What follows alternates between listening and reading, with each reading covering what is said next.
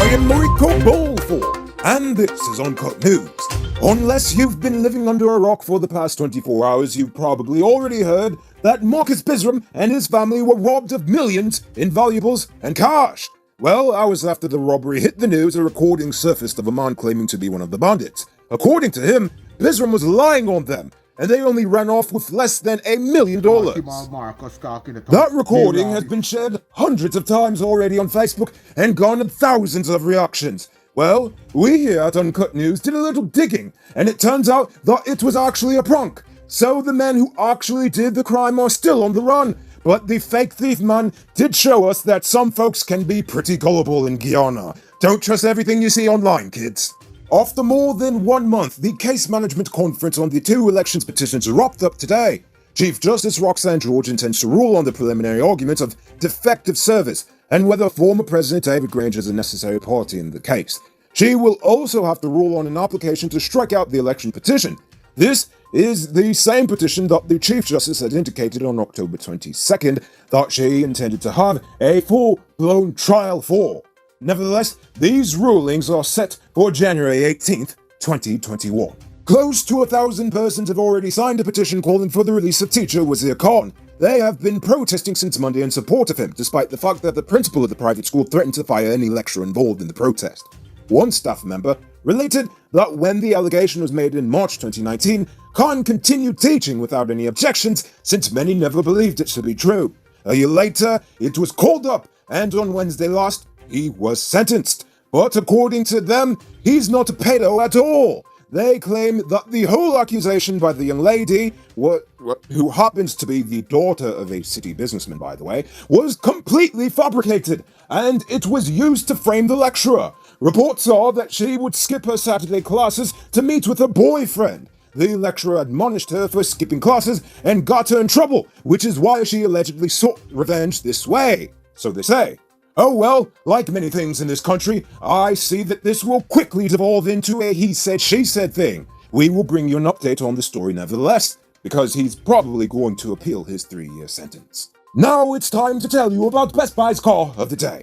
Currently on sale is a 2011 Toyota Rocktis. It comes with paddle shift, TV, navigation stereo, crystal light, mag rims, fog lamps, and much more. Pay cash for $2.6 million, or pay down as low as $520,000 with $50,000 monthly, and it's yours. Call or WhatsApp 662-0844 for more info, or visit their showrooms at Lot 171 Peter Rowe Street, Queenstown, or Lot 2 Lamar Street, and tell them Noriko sent you for this sweet deal.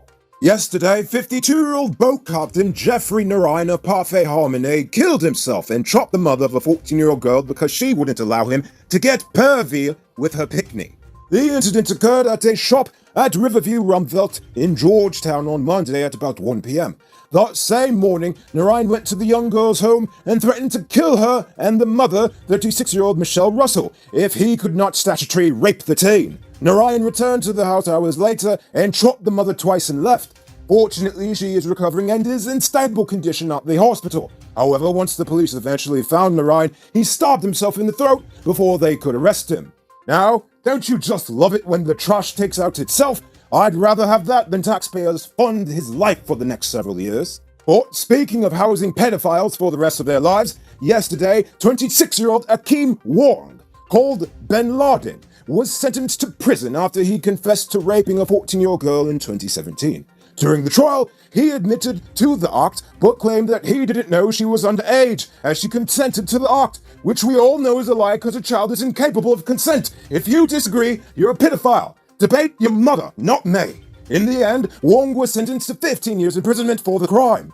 By the way, did you know it costs taxpayers on average $400,000 a year to house a prisoner?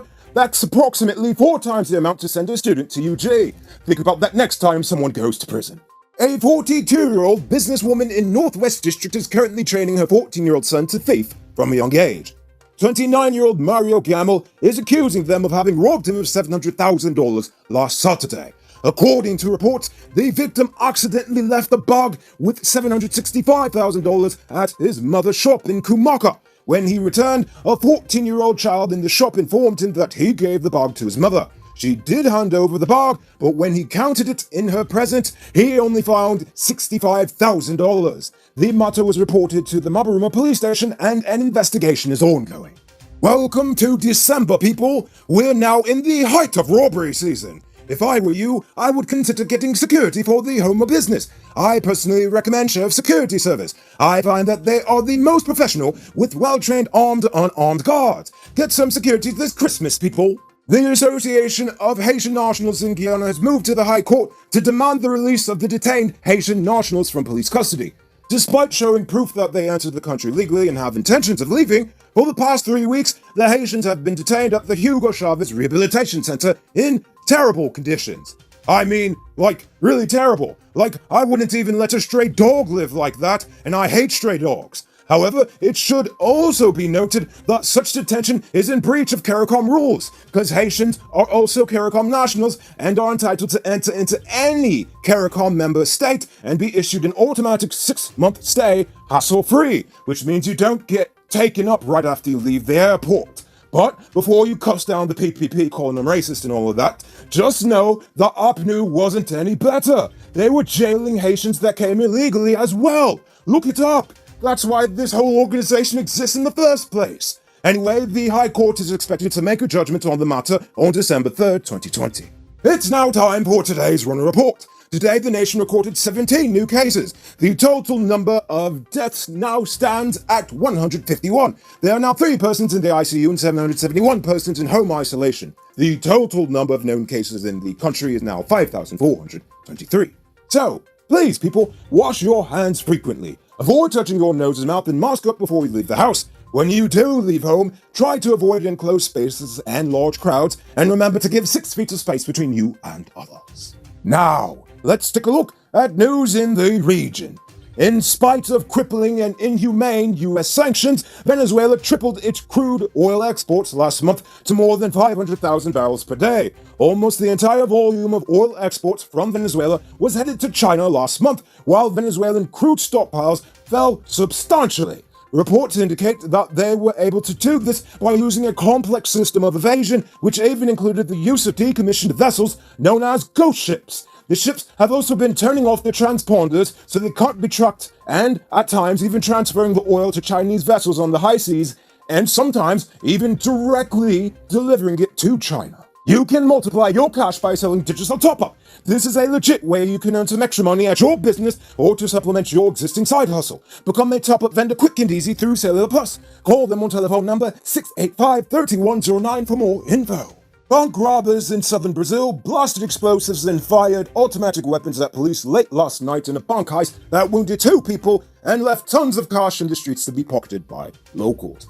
The robbery began just before midnight in the southern city of Criciúma and lasted nearly 2 hours. The heist involved over 30 gunmen and at least 10 getaway cars. They also blocked access points to the city to prevent police reinforcements from responding swiftly. They even included explosives near the police stations just to distract them. All of the men got away with the crime. However, it should be noted that this is only the latest in a set of brazen bank robberies that have happened over the years in Brazil. In June, a group of 30 gunmen actually blew up a bank before raiding the safe. And you thought crime in Georgetown was bad. And now for our weird news story of the day.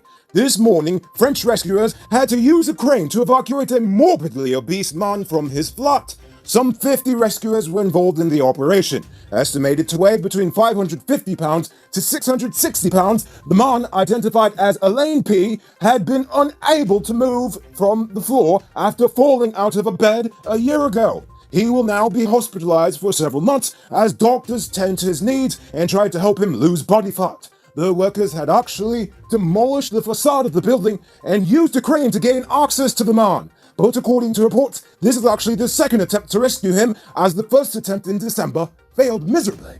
Brighten up the holiday season and decorate your homes with new stock of vinyl, carpet, rubber towel, leatherette, glassware, doilies, table plastic, rugs, and Roll Runner easy-to-clean carpet. Available in many colors, patterns, and designs to choose from. Beat the rush and enjoy the glorious days of shopping at Ravina's and Anand's. Ravenas and Anons have unbeatable prices. For fast and comfortable shopping, visit them at Ravenas on 17A Water Street or Anons on 108 Regent Street, or you can even call them at 225-6595. Moving on to our Uncut News Viewers Poll question of the day. Every day we pose a question about current events in Guyana, the region, the diaspora, and how you feel it relates to us. So, you give your responses in the comments, and we'll read the best ones in the following episode. Yesterday's question was, today is World AIDS Day. Is the government doing enough to combat it? Cole Samwa said, AIDS is the least of our troubles. The corona and politicians together. Now there's something to dedicate a month to. Haha, yeah, I guess so. Anyway, good answers. So tonight I'll leave you with this question. What do you think of the elections petition? Do you think UPNU even has a chance at winning? And even if they do, will the PPP even listen, or will they just pull another Janet Jagan again? Think about that question and tell us in the comments below. If your response is good, we just might feature it in Wednesday's episode. Anyway, that's all the time we have for tonight. Check us up tomorrow for another. Until then, I'm Rico Ballford saying good night, folks. Hey, Uncut News viewers, thanks for watching. You can subscribe by clicking on this button over here, or click over there for more news. You can also drop a comment to let me know if you've made it to the end of the video. Goodbye for now.